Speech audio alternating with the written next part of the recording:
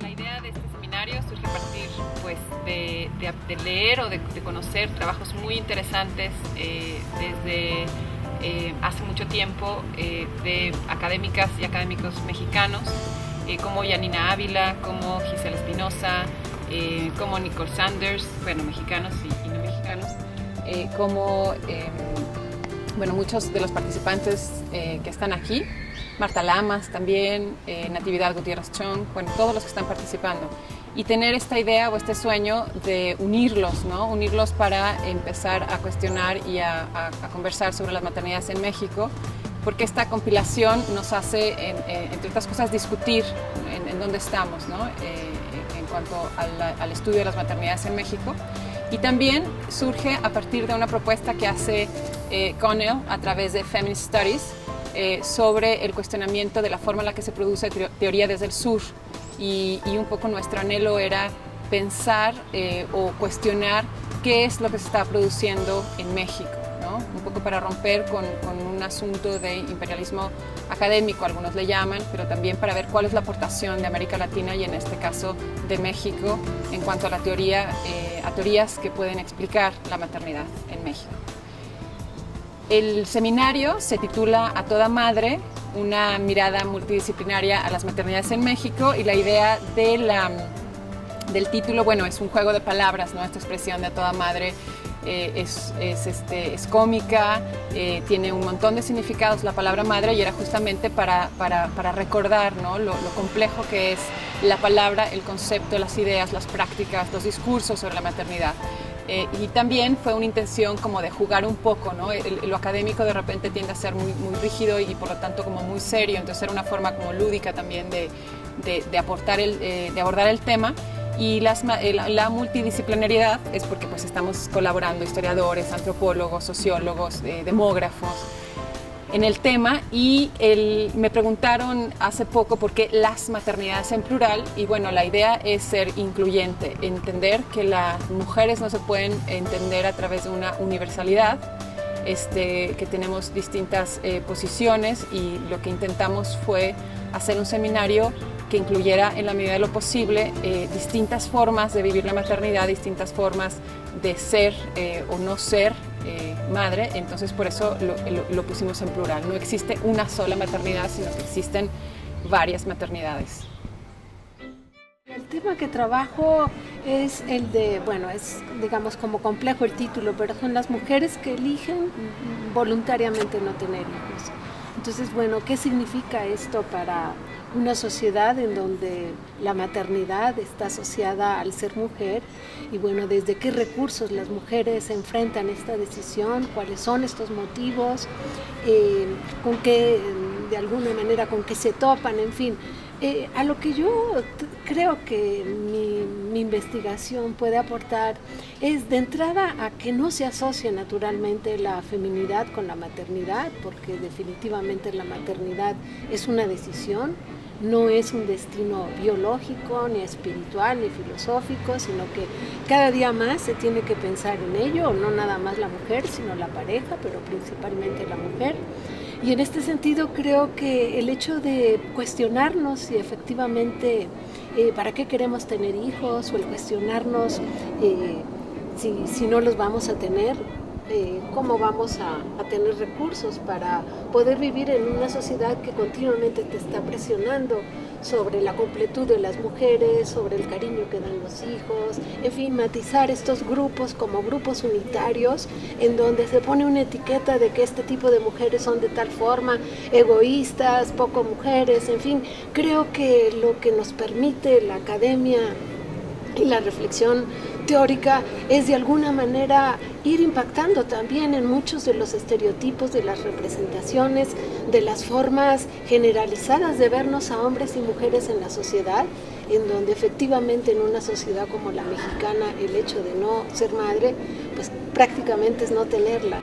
La presencia de la figura de la madre puede observarse en un sinfín de manifestaciones sociales o culturales que emergen de una narrativa cada vez más global, que mezcla en México todo tipo de discursos en una configuración cultural maternalista que nos remite desde las voces del México prehispánico a los discursos y rezos de la moral católica, pasando por los discursos del Estado, así como por la pluralidad de expresiones de la cultura popular o discursos de los expertos. Piénsese, por ejemplo, en el festejo del Día de la Virgen de Guadalupe o Tonantzin, o del papel de la Malinche o la chingada, en los rituales cotidianos de las familias, o en las expresiones de los medios de comunicación masiva, principalmente bajo el formato de la publicidad y las telenovelas. Ni qué decir de la celebración y relevancia del Día de las Madres. En este contexto cultural, que una mujer diga en voz alta que no quiere tener o hubiera preferido no tener hijos o hijas, que no se quiere voluntariamente ser madre o reproducirse, es una afrenta que descoloca cultural y subjetivamente a los y las escuchas. Por supuesto que la respuesta dependerá del ámbito social y cultural o geográfico donde esta frase sea dicha, pero es un dato sólidamente documentado a nivel internacional inclusive, que en torno a la postura de no querer tener voluntariamente hijos, se genera una respuesta estigmatizadora que filtra sus disciplinamientos bajo una miríada de formas, desde la apertura de ojos de plato hasta el compasivo pobrecita o los calificativos de rara, loca, lesbiana, egoísta, entre otros, o el viejo refrán que persiste de fría y más que fría la que no pare ni cría. Mi trabajo actual sobre cuestiones de cuerpo, sexualidad y que tienen que ver con la maternidad y es la cuestión lúdica, la cuestión de la búsqueda del placer y del erotismo. Y lo que yo encuentro en mi trabajo es una dimensión en la que las mujeres, quizá no sea muy explícitamente, pero que las mujeres, digamos, con el afán de cumplir sus mandatos de género, específicamente el maternaje, tienen posibilidades de hacer uso de su sexualidad y su erotismo en la búsqueda de recursos para paliar las necesidades de su prole. La noción de maternidad, bueno, tiene que ver con estos significados históricos y socialmente construidos, pero que habrá que desbrozar un poco las fuentes de donde esto proviene. Y tenemos, pues, por un lado el pensamiento judeocristiano, por otro lado la moral puritana y las concepciones mesoamericanas que en ciertos lugares tienen mucho peso. La comunidad tiene un mecanismo que permite a las mujeres echar mano de recursos extra, ¿no? Buscando intercambios sexuales con otros hombres. Esto sobre todo se da cuando las mujeres son lo que le llaman fracasadas, es decir, madres que no tienen una pareja que se responsabilice de este papel de proveedor. Entonces está muy ligada esta noción de ayuda a la noción de necesidad. Cuando yo tengo necesidad, entonces estoy en libertad de buscar ayuda como pueda. Y entonces, digamos, ahí está el título, pues, el testimonio que me ayuda con el título de este trabajo, que es que una se puede enlodar cuando a los hijos les faltan cosas. Para que una mujer conserve su calidad moral, este intercambio sexual debe ser solo con un hombre y esto puede cambiarse cuantas veces sea necesario. Entonces, digamos, pareciera ser que es esta idea de sexo compensado, pero vamos a ver que no es del todo así. Entonces, ¿qué ocurre? Pues la mujer fracasada, claro, nada más las mujeres son fracasadas, como en muchos lugares de este país, los hombres no, los hombres tienen fracasos, las mujeres son fracasadas. Entonces, una mujer que no tiene pareja, pero sí tiene hijos, por supuesto que será una fracasada, no importa cuáles sean las condiciones en que esto haya ocurrido, si es madre soltera, si es abandonada o incluso si es viuda. Que se haya muerto el marido la convierte en fracasada.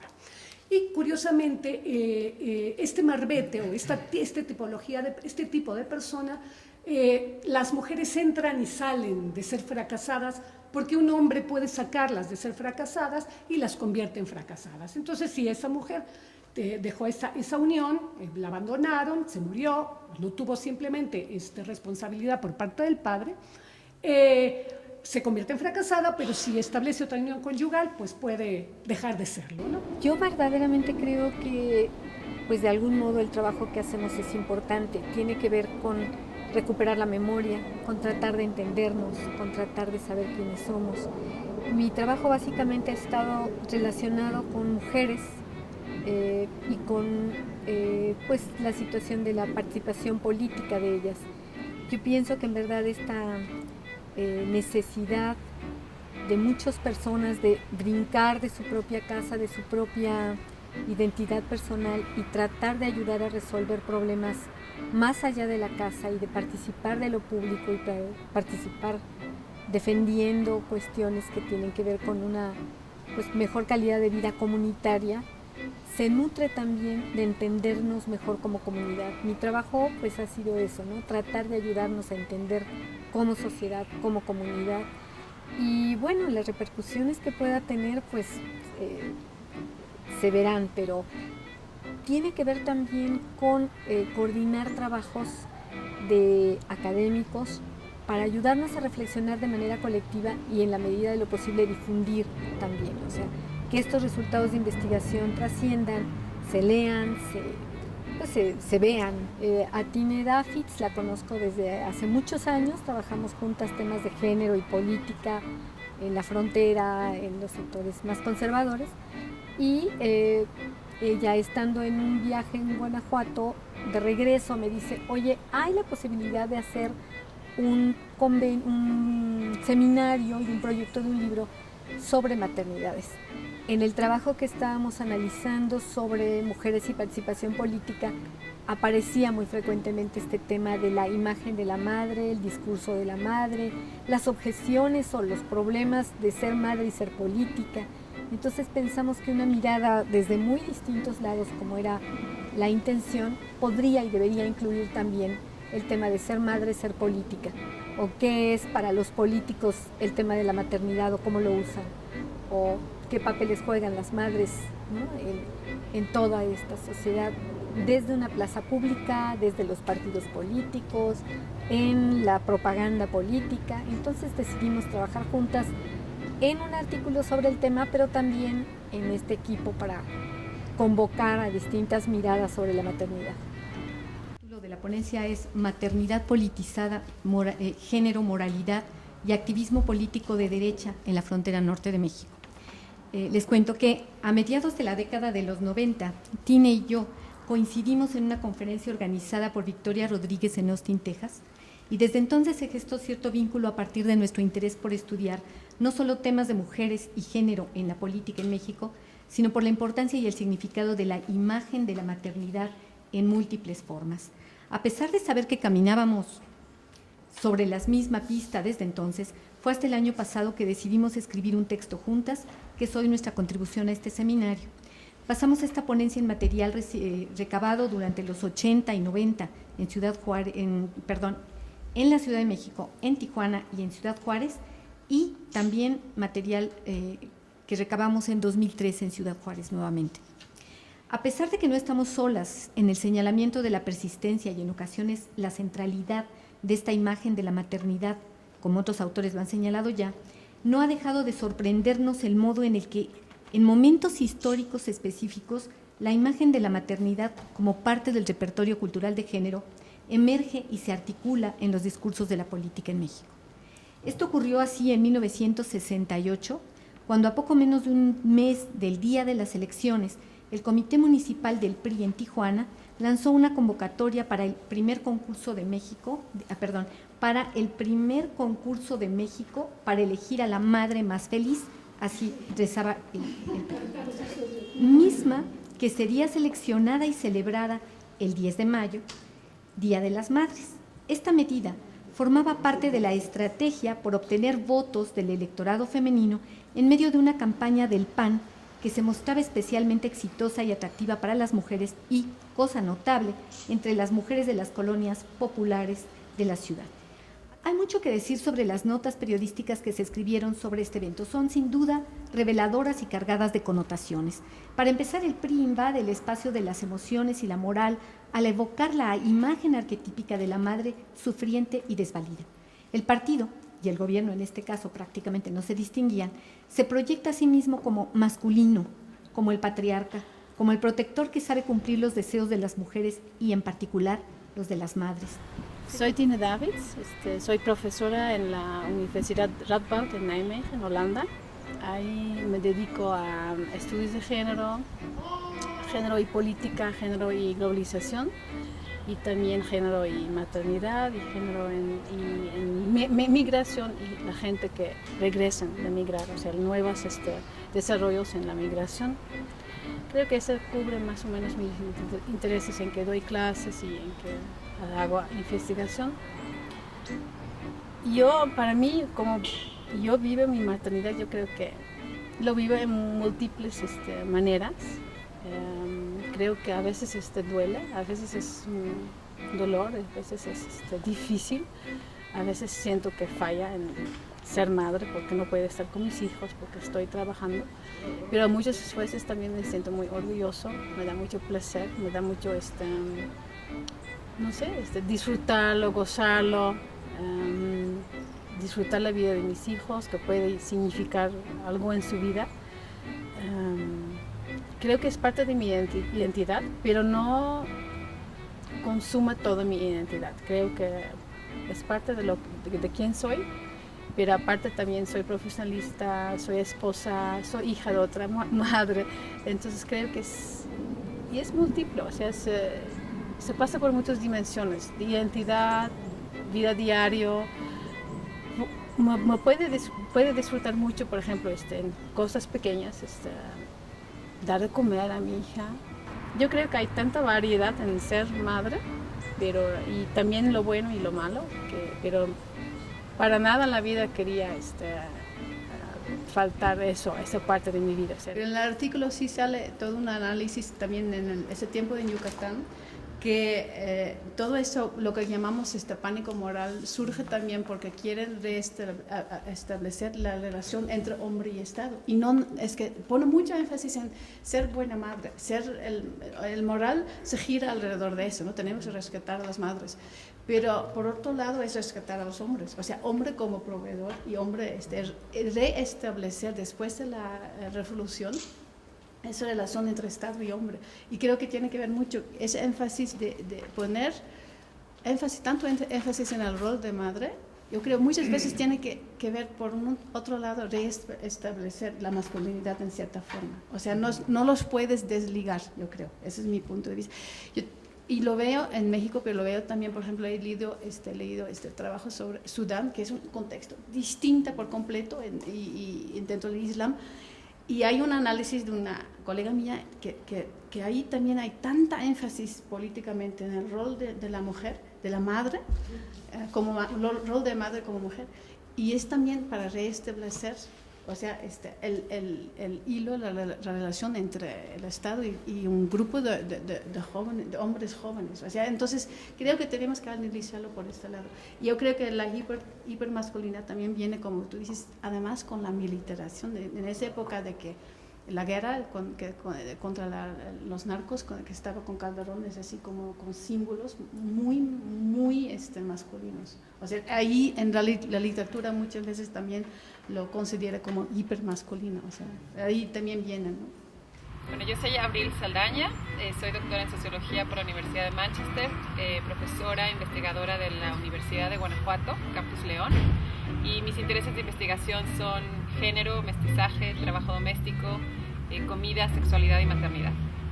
Mi ponencia se titula Cuerpos fuera de tiempo, un poco haciendo alusión a la definición de Mary Douglas, una obra con la que trabajo muy de cerca, la definición de suciedad como materia fuera de lugar, discursos, políticas públicas y la experiencia de las madres jóvenes universitarias en el estado de Guanajuato. Analiza la experiencia de las madres jóvenes que se encuentran actualmente inscritas en programas de educación superior en el estado. Hasta ahora el estudio se ha basado en entrevistas semiestructuradas con 8 mujeres de universidades públicas y privadas del estado y en un análisis de los programas de prevención del embarazo diseñados e implementados por el Instituto Mexicano del Seguro Social, el DIF, y una organización civil con presencia nacional llamada BIFAC. Se argumenta que los discursos sobre maternidad temprana afectan la experiencia de las mujeres que son jóvenes y son madres, también afectan el acceso de estas mujeres a los servicios de salud, en específico los prenatales, y el ejercicio de su ciudadanía. La importancia de este estudio radica en parte por el vínculo que existe entre la educación y las prácticas reproductivas, sobre todo en un país con uno de los índices de deserción escolar universitaria más altos que hay en la región. Y bueno, a partir de existen, o a pesar de diversas definiciones o acercamientos a la juventud, existe un consenso académico que entiende la juventud como una transición que marca la frontera entre el niño y el adulto. Y entender la juventud como una transición nos sirve muchísimo porque nos ayuda a explicar en parte esta ansiedad social que provoca el cuerpo materno joven. Siguiendo a Mary Douglas, el peligro se encuentra en los estados marginales, es decir, de transición. Sencillamente porque la transición no es un estado ni el otro, la transición es un estado indefinible. Socialmente, una mujer joven embarazada representa un estado indefinible, es decir, a pesar de que la maternidad concede un estatus adulto por lo general, estas mujeres lo que han hecho es transgredir ciertos rituales sociales que otorgan este estado de adultez, como el matrimonio o la independencia financiera. A través de los medios se reproduce la idea o las nociones que definen a estas mujeres como mujeres tontas o como mujeres sin futuro, mujeres pasivas. Títulos en artículos periodísticos en línea como Madres adolescentes, la verdad me apendejé, Madres jóvenes, futuro limitado, alimentan la estigmatización de las mujeres jóvenes que se convierten en madres a destiempo. Entonces, las madres jóvenes son en discurso definidas no solamente como un grupo en riesgo, sino como un grupo también de riesgo, es decir, se les responsabiliza por la reproducción de situaciones de pobreza, pero también se les responsabiliza por reproducir promiscuidad sexual a través de sus hijas y criminalidad a través de los hijos. Sin negar que la experiencia de la maternidad temprana pueda tener implicaciones serias de salud, es importante reflexionar sobre la forma en la que se conduce esta investigación y sobre la forma en la que se reporta. En muchos casos es el contexto social y las condiciones inadecuadas de salud, de atención prenatal, lo que realmente representa un riesgo para la salud materna. En este sentido, Guanajuato es un contexto social interesante. El Estado ha sido históricamente gobernado por el Partido Acción Nacional y esta presencia del PAN en el Estado está vinculada a la presencia de organizaciones sociales de derecha, quienes vigilan constantemente las acciones y los programas estatales sigan las ideas sobre género y familia que definen al partido. Esto hace del Estado un terreno fértil, no nada más para la ocurrencia de embarazos no deseados, sino también para la ocurrencia de casos de violencia obstétrica. En los últimos años, estas organizaciones han estado involucradas en la quema de libros públicos, publicados por la SEP para las secundarias, por su contenido de educación sexual. Organizaciones pro vida, como Sumando Vida, han exigido a través de diversas formas de comunicados y de marchas, y han exigido a la administración actual el abandonar acuerdos firmados con el PNUD en materia de derechos para las mujeres. Y esto se agrava porque Guanajuato hoy en día es el primer lugar, o tiene el primer lugar en feminicidios en el estado, en el país, al registrar 63 asesinatos de mujeres en el 2013. Estas mismas organizaciones de derecha han fortalecido a través de campañas y de marchas la idea de la familia nuclear tradicional y heterosexual. Y han vigilado la continuación de una política que criminaliza severamente el aborto. En el 2009, 8 mujeres fueron sentenciadas a 30 años en prisión por supuestos abortos intencionales que nunca fueron probados. Como muestra la experiencia de las mujeres en el estudio, esta ideología conservadora alimenta la ocurrencia de violencia obstétrica en el Estado y con esto limita el acceso de las mujeres a los servicios prenatales. BIFAC define la sexualidad fuera del matrimonio o bien entre personas del mismo sexo como un riesgo no solo para el individuo, sino también para la familia y la vida misma. Siguiendo el discurso de BIFAC, parece haber como un vínculo entre aquellos discursos que definen la maternidad temprana y la condenan y discursos que básicamente son prescripciones heterosexistas de la vida familiar o de lo que tiene que ser y debe de ser la vida familiar. Ese es claramente un discurso que rebasa asuntos que conciernen a la salud y abarca expectativas sociales sobre la crianza. Por ejemplo, sugiere que las mujeres mayores de 35 años son incapaces de conciliar su vida personal, laboral, con su vida familiar. Con esto alimenta la idea de que el asunto de la conciliación vida-trabajo es un asunto que concierne únicamente a las mujeres y deslinda completamente al Estado de políticas públicas de cuidados familiares, ¿no? Soy Marta Lama, soy profesora en la UNAM, en el Programa Universitario de Estudios de Género. Soy activista feminista también, así que tengo dos vertientes. Por un lado, me interesa muchísimo el género como esta lógica de la cultura que tiene un mandato sobre qué es lo propio de los hombres y qué es lo propio de las mujeres y cómo eso influye en los seres humanos, cómo entra en el psiquismo, cómo internalizamos todos esos mandatos. Y por el otro lado, en mi práctica política como activista feminista, pues mi eje principal ha sido el tema del cuerpo, la sexualidad y el derecho a decidir, y me ha llevado a luchar por la despenalización del aborto. Un número creciente de mujeres ha comenzado a postergar la maternidad hasta consolidar su desarrollo profesional. Y estas investigaciones sociodemográficas muestran una clara relación entre la situación laboral y la edad del primer parto. Las llamadas madres tardías son mujeres que tienen la más alta calificación profesional, casi siempre doctorado, en comparación con trabajadoras no calificadas y amas de casa. En México, la decisión de aplazar la maternidad apenas se perfila dentro de parámetros muy restringidos. A partir de 1960 y hasta 96 hubo una postergación leve en las mexicanas de la edad de nacimiento del primer hijo de los 20 años a los 21 años en promedio y una postergación un poquito mayor a partir de 1997. Los datos que tengo de 2010 dicen que el promedio de nacimiento del primer hijo de las mujeres mexicanas se sitúa entre los 23 y los 24 años. Y esta escasa postergación promedio masiva, no en ciertos grupos, ¿no?, es muy inusual, pues los países que ya han terminado la transición demográfica se caracterizan por esta elevada postergación de la edad para la primera unión conyugal de las mujeres y también para el nacimiento del primer hijo. En México, que se supone que está en una etapa avanzada de su transición demográfica y que se espera completar en el 2020 con el 2.1 de crecimiento poblacional, la mayoría de las mujeres no pospone mucho ni la edad de la primera unión marital ni la edad de tener el primer hijo.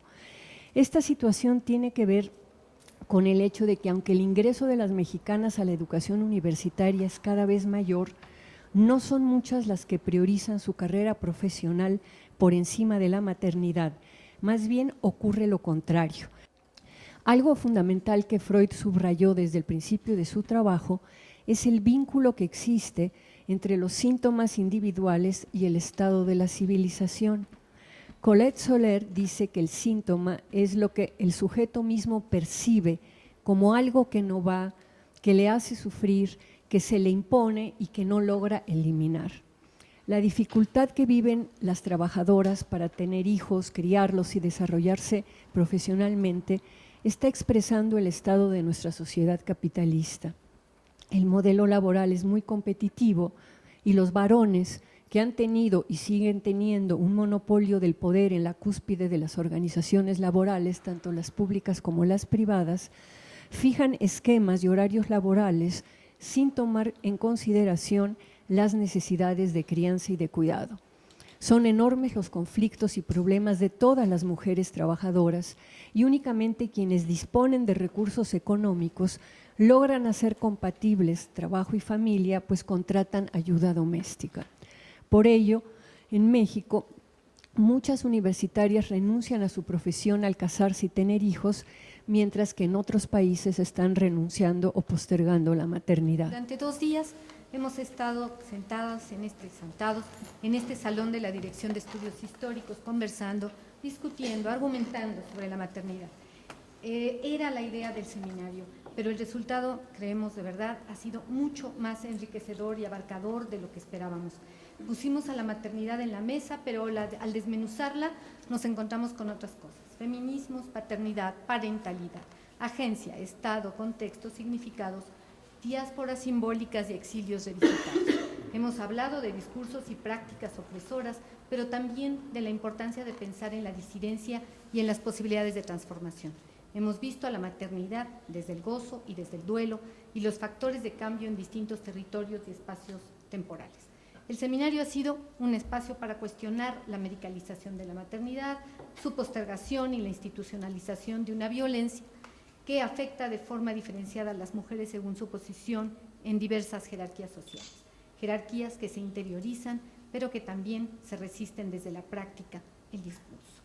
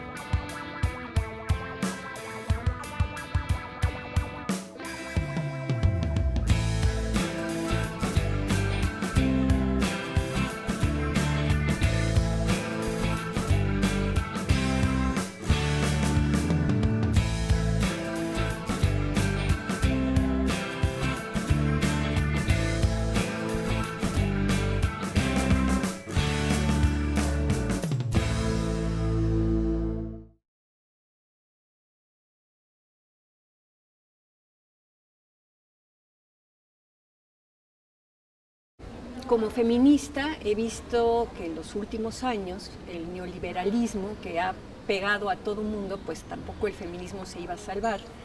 Y ha habido un giro hacia una derechización y hacia calificar a las feministas, que siempre hemos luchado porque la diferencia sexual no se traduzca en desigualdad, en vez de feministas, feminazis. Indudablemente hay muchos feminismos, hay muchas tendencias del feminismo y no dudo que haya grupos extremadamente sectarios, pero es un grado de ignorancia realmente calificar así, y tiene que ver con toda una estrategia de volver al feminismo algo desagradable, algo de que las jóvenes dicen, yo no soy feminista, pero no me van a identificar con las feminazis o no me vayan a identificar con esas locas peludas que no quieren a los hombres. Entonces, yo creo que el tener una mirada histórica y ver en qué momento empieza esta discusión sobre si el feminismo es feminacismo, nos puede dar una clave interpretativa sobre que esto es una reacción para volver al feminismo algo lejano, algo desagradable, algo que las chicas jóvenes que requieren la información, el conocimiento y los triunfos del feminismo en sus vidas personales, pongan una distancia y digan, yo no soy feminista, pero estoy por la igualdad. Yo no soy feminista, pero estoy por la despenalización del aborto. Yo no soy feminista, pero estoy en contra de la violencia. Bueno, pues entonces, ¿por qué esta incomodidad de ponerse la etiqueta de feminista? A nadie nos gustan las etiquetas porque de alguna manera reducen la diversidad y la pluralidad, pero además esta etiqueta ha empezado a ser desprestigiada. Antes ser feminista implicaba ser una mujer inteligente que luchaba por cierto tipo de cosas y ahora parece ser una autoritaria sectaria que no quiere a los hombres. Creo que hay un tema de información, pero también creo que hay una estrategia política del neoliberalismo de ir acotando de nuevo el mandato de la feminidad, a que las jóvenes estén dispuestas a ser muy femeninas, a usar unas uñotas con corazoncitos y con pinturas, a usar su tiempo para todo este ritual de la feminidad y no para verdaderamente centrarse en las cosas que todavía siguen favoreciendo una desigualdad brutal entre hombres y mujeres. Hay mucho por componer, hay mucho por eliminar de desigualdad y de discriminación para caer en una cuestión superficial y nostálgica de hay que ser femeninas. Eso es lo que creo del término feminazi.